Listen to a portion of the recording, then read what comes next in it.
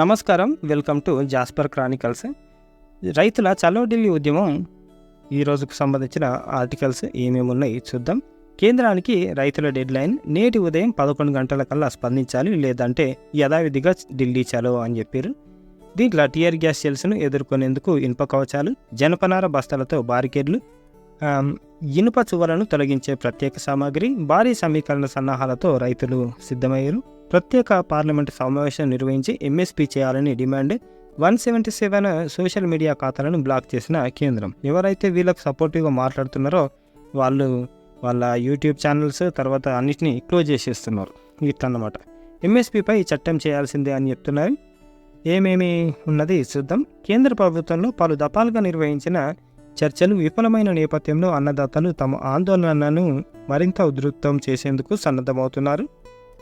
ప్రధానంగా 3 రకాల పప్పు ధాన్యాలు, మొక్కజొన్న, పత్తి పంటలకు పాత ఎంఎస్పీకి కొనుగోలు చేయాలన్న కేంద్ర ప్రభుత్వ నిర్ణయాన్ని రైతు సంఘాలు తీవ్రంగా వ్యతిరేకిస్తున్నాయి. తక్షణమే అన్ని పంటలకు కనీస మద్దతు ధర చట్టం తీసుకురావాలని, ఇందుకోసం ప్రత్యేక పార్లమెంటు సమావేశాలు నిర్వహించాలని డిమాండ్ చేస్తున్నాయి. వాళ్ళు అడిగిన దాంట్లో ఏం తప్పులేదు.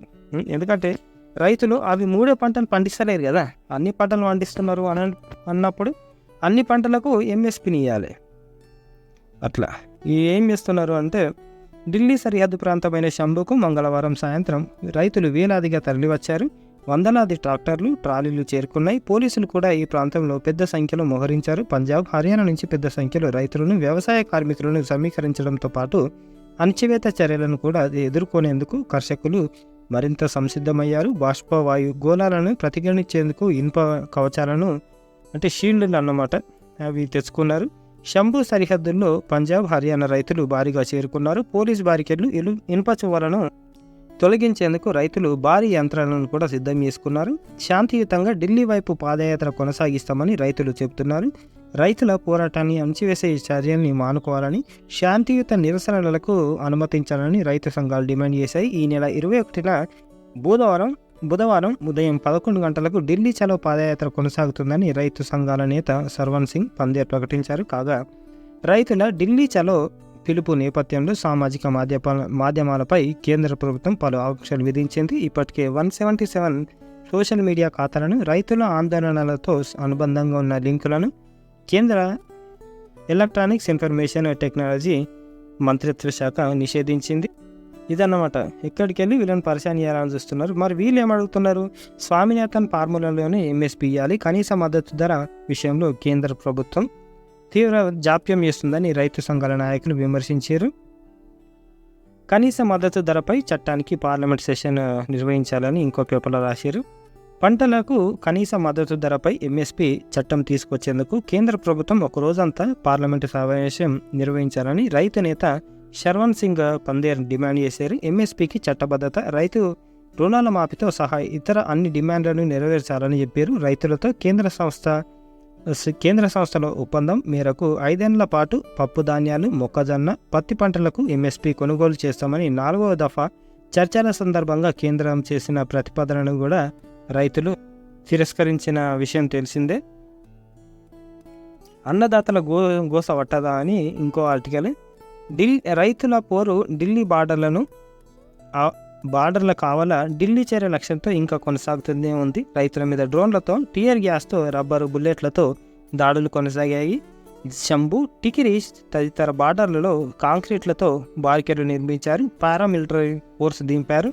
150 మెంబర్స్ రైతులకు గాయాలయ్యాయి. ఒక రైతు ఊపిరిగోల్పోయాడు. ప్రభుత్వంతో జరుగుతున్న చర్చలు ఫలించడం లేదు. ఈ నెల 21న రైతు సంఘాలు మరోసారి ఢిల్లీకి చలో అంటూ భారీ ర్యాలీ చేపట్టనున్నాయి. దేశ జనాభాలో 70% మంది గ్రామీణ ప్రజల్లో ముఖ్య భాగంగా ఉంటున్న రైతన్నలు అప్పుల్లో కూరుకుపోతున్నారు. వారి ఘోష పాలకులకు పట్టడం లేదు. దేశంలోని ప్రభుత్వ కిసాన్ సమ్మాన్ యోజనకు అర్హులైన రైతుల సంఖ్య 13,85,40,234 ఉంది. మొత్తంగా వీరిపై రుణం తీసుకున్న భారమేమో 16,80,366 కోట్లుగా ఉంది. ఒక్క రైతు నెత్తిన భారం యావరేజ్గా 1,21,290గా ఉంది. ఇదన్నమాట. మరి వీళ్ళకి న్యాయం వేయాలి కదా. రిటైల్ మార్కెట్లో పంటలకు భారీ ధరలు అంటే వీళ్ళ దగ్గర తక్కువకు తీసుకొని వాళ్ళకు మంచిగానే అమ్ముతున్నారు. మళ్ళీ మొత్తానికి కార్పొరేట్ చేతుల్లో దేశాన్ని పెట్టేసే కుట్రకు కేంద్రంలోని బీజేపీ ప్రభుత్వం సర్కారు చుట్టేసింది. రైతును కాపాడుకోవాలి, రైతుల హస్తాల నుంచి వ్యవసాయ రంగాన్ని దూరం కాకుండా చూసుకోవాలి. కార్పొరేట్లకు అప్పజెప్పే కుట్ర వ్యవసాయ చట్టాలను రద్దు చేసినప్పటికీ ఇంకా ఆ కుట్ర లోపాయికారిగా కొనసాగుతుందనే భయం అన్నదాతలకు ఉంది. రైతులు తమ హక్కుల కోసం చేసే ప్రతి ఉద్యమానికి మద్దతు ఇవ్వడం దేశంలోని ప్రతి పౌరుడి నైతిక బాధ్యత. హక్కుల ఉల్లంఘనకు ప్రభుత్వం పాల్పడుతుంది. హక్కులను అడిగే గొంతుకలను నలిపివేసి ఈ దేశం ఆత్మ అయిన రాజ్యాంగానికి వ్యతిరేకంగా కేంద్రం పనిచేస్తుంది. దేశ ప్రజల మనోభావాలను విరుద్ధంగా పాలన చేస్తున్న ప్రభుత్వానికి సోయి వచ్చే వరకు, కేసులు మాఫీ చేసే వరకు తాము కోరిన ఎంఎస్పీ వచ్చేదాకా పోరాటం ఆగదని కొనసాగుతుందని రైతులు పేర్కొంటున్నారు. జై జవాన్ జై కిసాన్ అని ఇచ్చారు. ఇకపోతే చండీగఢ్ మేయర్ పీఠం ఆప్దే, సర్వోన్నత న్యాయస్థానం సంచలన తీర్పు. బీజేపీ అభ్యర్థి ఎన్నిక చెల్లదన్న సుప్రీంకోర్టు రిటర్నింగ్ అధికారిపై విచారణకు ఆదేశం.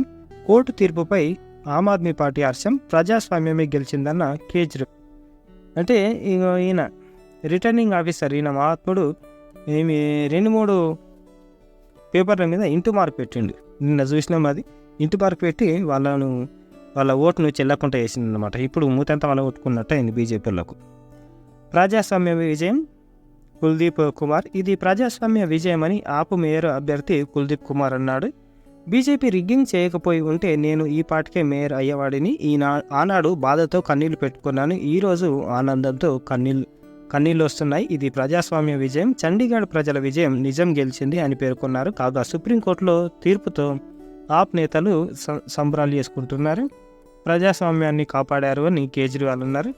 ఇకపోతే ఎవరేమన్నారు వచ్చేసరికి చండీగఢ్ ప్రజలకు భాజపా క్షమాపణలు చెప్పాలి అని చెప్తున్నారు. మేయర్ ఎన్నికల్లో మోసం చేసినందుకు చండీగఢ్ ప్రజలకు భాజపా క్షమాపణలు చెప్పాలి. ప్రజాస్వామ్యాన్ని క్రియారహితంగా మార్చేందుకు ప్రధాని మోడీ పాలనలో రికార్డు స్థాయిలో ప్రయత్నాలు జరిగాయి. భాజపా బూటకపు ఫలితాలతో భ్రమింపజేసే ప్రయత్నం చేసినప్పటికీ ఎన్నికల్లో ఇండియా కూటమి తమ తొలి విజయాన్ని నమోదు చేసింది అని ప్రియాంక చతుర్వేది గారు చెప్పారు. న్యాయ వ్యవస్థతోనే గణతంత్రానికి రక్షణ. ఇటీవల ఎలక్టోరల్ బాండ్ల వ్యవహారంలో తాజాగా చండీగఢ్ మేయర్ ఎన్నికల విషయంలో సుప్రీంకోర్టు ధైర్యంగా తీర్పులు వెలువరించింది. పౌర హక్కులను, ప్రజాస్వామ్యాన్ని, మన రాజ్యాంగాన్ని రక్షించడంలో న్యాయ వ్యవస్థ సామర్థ్యాలను, వాటి పరిరక్షణ దిశగా కోర్టుల సుముఖతను ఇవి చాటుతున్నాయి. కోర్టుల శక్తిపై ప్రజల్లో ఆశలను పునరుజ్జీవింపజేస్తున్నాయి. న్యాయ వ్యవస్థ ధైర్యంగా నిలబడితేనే మన గణతంత్రానికి రక్షణ దక్కుతుంది అని ప్రశాంత్ భూషణ్ చెప్పారు, సీనియర్ లాయర్.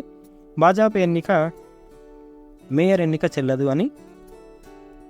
ఇకపోతే ఇది చివరిగా ఓట్ చోర్ బీజేపీ, ఆమ్ ఆద్మీ వాళ్ళు ఏడుస్తున్నారు. ఏఏపీ ఓట్ చోరు బీజేపీ వీళ్ళు అన్నమాట. ఇది చండీగఢ్ మేయర్ ఎలక్షన్లు క్లియర్గా కేసు వీళ్ళు తీసుకురాడ కూర్చుని పెడితే లేపేసిన పాపానికి మెజారిటీ ఉంది అని ఈ ఆమ్ ఆద్మీ నుంచి 3 కౌన్సిలర్లను కొనుక్కున్నారన్నమాట. అంటే దెబ్బేసిరు వాళ్ళ అన్కాన్స్టిట్యూషనల్ ఎస్సీ సుప్రీంకోర్టే అన్కాన్స్టిట్యూషనల్ ఎలక్టోరల్ బాండ్స్ గురించి.